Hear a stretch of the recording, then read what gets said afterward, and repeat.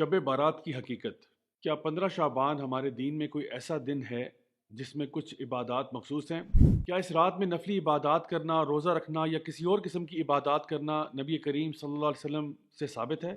آئیے ان سوالوں کے جواب تلاش کرتے ہیں۔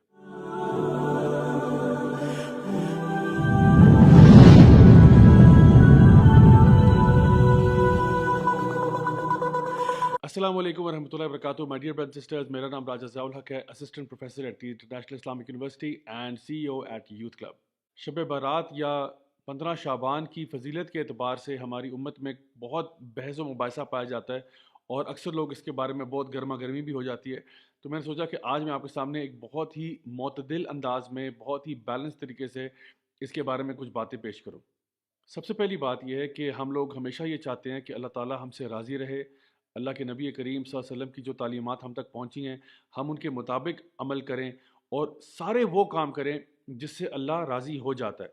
اب بات یہ ہے کہ اللہ کو راضی کرنے کے لیے جو انفارمیشن آپ کو چاہیے ہوگی وہ ظاہر سی بات ہے، اس کے دو ہی بنیادی طور پہ سورسز ہیں۔ تو یا تو وہ اللہ سبحانہ تعالیٰ کی کتاب ہے قرآن مجید، یا پھر وہ نبی کریم صلی اللہ علیہ وسلم کی سنت ہے جو کہ 100% اوتھینٹک ہے۔ میں نے کچھ دن پہلے بدعتوں سے ریلیٹڈ بھی ایک ویڈیو پوسٹ کیا تھا جس میں ہم لوگوں نے ایک رول ڈسکس کیا تھا جو ہماری شریعت کا ہے کہ جہاں تک دین کا تعلق ہے تو ہمیشہ وہی کام کیے جائیں گے جس پہ 100% اللہ اور اس کے رسول کی مہر ہو۔ اس کے علاوہ اگر کوئی عبادت ہم نئے طریقے سے دین میں لے کے آئیں گے تو وہ پھر بدعت میں شمار کی جائے گی، اور نبی کریم صلی اللہ علیہ وسلم کی اس بارے میں بڑی سخت وعید ہے کہ ہر بدعت جو ہے وہ گمراہی ہے اور ہر گمراہی جو ہے وہ جہنم کی آگ میں ہے۔ تو آئیے اب دیکھتے ہیں کہ شعبان، اور اسپیشلی یہ جو نصف شعبان ہے یا 15 شعبان ہے کہ جس کو ہمارے عام اصطلاح میں شب برات کہا جاتا ہے، اس کی حقیقت کیا ہے۔ تو سب سے پہلے ہم وہ چیزیں ڈسکس کرتے ہیں جو 100% اوتھینٹک ہیں۔ نمبر 1، شعبان کے مہینے کی فضیلت اس اعتبار سے ضرور موجود ہے کہ نبی کریم صلی اللہ علیہ وسلم پورے سال میں رمضان کے علاوہ کسی اور مہینے میں اتنے روزے نہیں رکھتے تھے جتنا کہ شعبان کے مہینے میں رکھا کرتے تھے۔ لیکن اس کے ساتھ ساتھ نبی کریم صلی اللہ علیہ وسلم نے 15 شعبان کے بعد روزے رکھنے سے منع فرمایا۔ تو اس کی وجہ ہمارے علماء یہ بیان کرتے ہیں کہ انسان اپنے آپ کو رمضان کے آنے سے پہلے ہی روزے رکھ کے تھکا نہ دے، لیکن اگر کوئی ایسا شخص ہے جس کو آلریڈی عادت ہے زیادہ روزے رکھنے کی نفلی طور پہ تو انشاءاللہ وہ رکھ سکتا ہے، لیکن اس کو بھی چاہیے کہ وہ بھی رمضان کے شروع ہونے سے 2-3 دن پہلے روزے رکھنا ترک کر دے۔ تو یہ تو تھی شعبان کی فضیلت کہ اس مہینے میں نبی کریم صلی اللہ علیہ وسلم زیادہ سے زیادہ روزے رکھا کرتے تھے۔ جہاں تک تعلق 15 شعبان کا ہے تو اس حوالے سے جو دو روایات ہمارے سامنے آتی ہیں جن کا معنی تقریباً ایک جیسے ہیں، جو کہ اوتھینٹک ہیں، اس میں یہ بات بیان کی گئی ہے کہ اللہ سبحانہ تعالیٰ اس رات کو اپنی مخلوق کی طرف دیکھتے ہیں اور سوائے مشرک کے یا وہ شخص جو کہ بغض اور کینہ رکھتا ہے سب کو معاف فرماتے ہیں۔ تو اس بات سے پتہ یہ چلا کہ اگر آپ کے اندر ایمان کی کمی ہے یا اگر آپ لوگوں کے بارے میں بغض کینہ وغیرہ رکھتے ہیں تو برائے مہربانی 15 شعبان سے پہلے پہلے اس کو درست کریں تاکہ اللہ سبحانہ تعالیٰ آپ کو معاف فرمائے۔ اب آتے ہیں ان ڈھیروں روایات کی طرف جو اس موضوع کے اوپر یا تو بہت زیادہ کمزور ہیں سند کے اعتبار سے یا پھر موضوع ہیں، یعنی کہ فیبریکیٹڈ ہیں، من گھڑت ہیں۔ اور اس سے پہلے کہ میں آپ کے سامنے وہ باتیں بیان کروں، نبی کریم صلی اللہ علیہ وسلم کی ایک حدیث ہے جو بالکل صحیح ہے، جہاں پہ آپ نے فرمایا کہ ایک شخص کے جھوٹا ہونے کے لیے یہی بات کافی ہے کہ وہ ہر سنی سنائی بات کو آگے کر دے، لوگوں تک پہنچا دے۔ تو اس لیے ہمیں بہت احتیاط کرنی چاہیے کہ اس سے پہلے کہ ہم کسی کو کوئی ضعیف روایت بتانا شروع کریں یا کوئی اس کو من گھڑت روایتیں سنانا شروع کریں وداؤٹ ویریفائنگ فرسٹ، ہمیں خود اپنے بارے میں سوچنا چاہیے کہ کیا ہم جھوٹوں کی صف میں شامل ہونا چاہتے ہیں یا نہیں۔ تو سب سے پہلے وہ لوگ جو یہ کہتے ہیں کہ اس رات کو فیصلے ہوتے ہیں اور تقدیر کے فیصلے اور روحیں نکل آتی ہیں وغیرہ وغیرہ، تو پہلی بات تو یہ کہ روحوں کا نکلنا تو ہمارے دین میں کوئی ٹاپک ہے ہی نہیں، کیونکہ جو شخص ایک دفعہ فوت ہو گیا اس کا معاملہ اللہ کے ساتھ ہے، وہ عالم برزخ ہے، جو فوت ہو گیا وہ واپس نہیں آتا۔ دوسری بات یہ کہ جو لوگ یہ کہتے ہیں کہ اس رات میں قرآن مجید نازل ہوا تھا، یہ بالکل فیبریکیٹڈ بات ہے، اس لیے کیونکہ قرآن مجید ہم سب جانتے ہیں کہ وہ لیلۃ القدر میں نازل ہوا تھا۔ انا انزلناہ فی لیلۃ القدر وما ادراک ما لیلۃ القدر، یہ بچہ بچہ یہ بات جانتا ہے، اور لیلۃ القدر جو ہے وہ رمضان کے اندر آخری عشرے کی طاق راتوں میں تلاش کی جاتی ہے۔ پھر وہ احادیث جہاں پہ لوگ یہ کہتے ہیں کہ جی اللہ تعالیٰ سما دنیا پہ آتا ہے اور کہتا ہے کوئی ہے مجھ سے مغفرت مانگنے والا، کوئی ہے مجھ سے بخشش طلب کرنے والا، کوئی ہے مجھ سے دنیا اور آخرت کی کوئی چیز مانگنے والا جس کو میں عطا فرماؤں. تو یہ بات صرف نصف شعبان کے لیے مخصوص نہیں ہے، بلکہ ہر رات کو ایسا ہوتا ہے. یہ وہ تہجد کا ٹائم ہے جس پہ ہمیں اٹھنا چاہیے، اللہ تعالیٰ سے دعا کرنی چاہیے، نماز پڑھنی چاہیے. یہ ایک مسنون چیز ہے جو ہم کر سکتے ہیں پورا سال. اس کے علاوہ کچھ ایسی رسومات جو لوگوں نے اپنی طرف سے گھڑی ہوئی ہیں، فار ایگزامپل حلوے بنا بنا کے لوگوں کو کھلانا، یا قبرستان جانا،